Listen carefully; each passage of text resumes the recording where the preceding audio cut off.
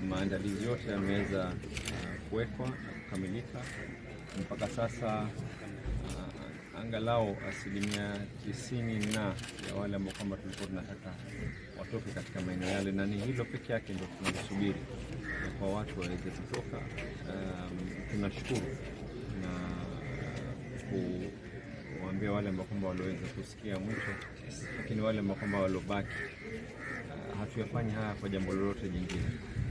Lile riziki ambalo kwamba liliopo la kutoka nje ya sehemu yako ya hifadhi ya nyumba ama sehemu yako ya biashara kwa muda wa masaa ni bora zaidi kuliko sisi kuanza kutafuta majanga mengine. Hatutaki tuwe na operation ya kuanza kufanya search and rescue.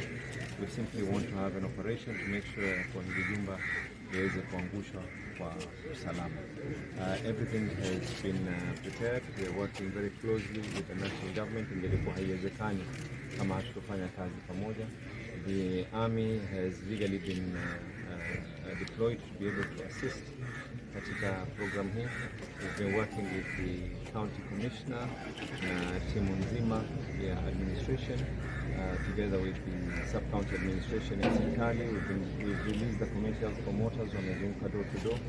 We've come up with a very intense media campaign. Tumeelezea watu, at least everyone knows where they're not meant to be at a specific time. Preparations are ready. Coast General has already been evacuated. It is now a 0 person inside the Coast General. Equally, we have made sure that Mbita for trees patients wengine wameenda huko, but in the unfortunate event of emergencies, we have 17 ambulances stationed across different areas.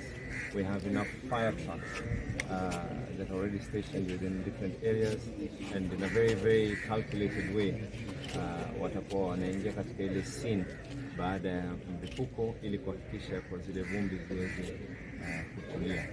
We also have the team from the national government, and independently they're going to give us a report. We already have a preliminary report of what caused this issue, and you can be rest assured that action will be taken on those particular individuals or organizations that caused us to be in this place.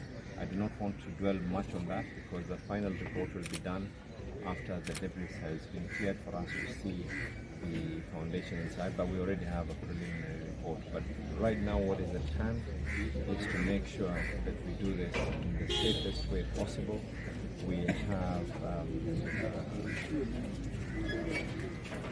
taken all the necessary precautions. We have done whatever needs to be done, and we're just asking everyone. Tunamuomba na tunamsihi kila mmoja, narejelea tena ya kwa ile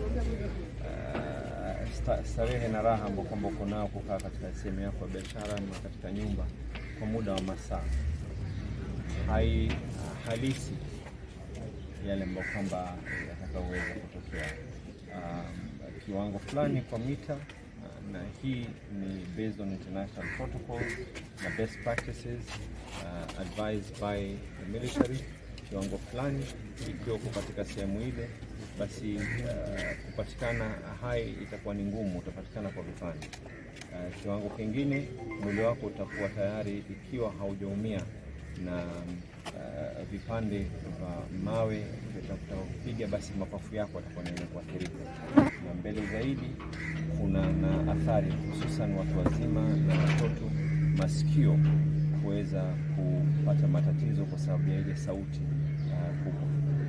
Wakati wowote sasa hivi tutafunga bridge pia vile pande hii na pande hii, na hatusemi ya kwa structural integrity of the bridge will be affected. Bridge iko firm na imekuwa calculated, haitoweza kuathiri ile bridge. Hata majumba katika maeneo yale hayatoweza kuathirika. This is a very calculated demolition. It is what is done, and there was no other way. We took a bit of time till we got to this decision. Kuanzia ile siku hii jumba lilikuwa linaonekana kwa litaanguka, engineers kutoka kila pahali, from the county to the national to the private sector, including the army as well, and there was no other way for us to be able to bring this down except through this system that we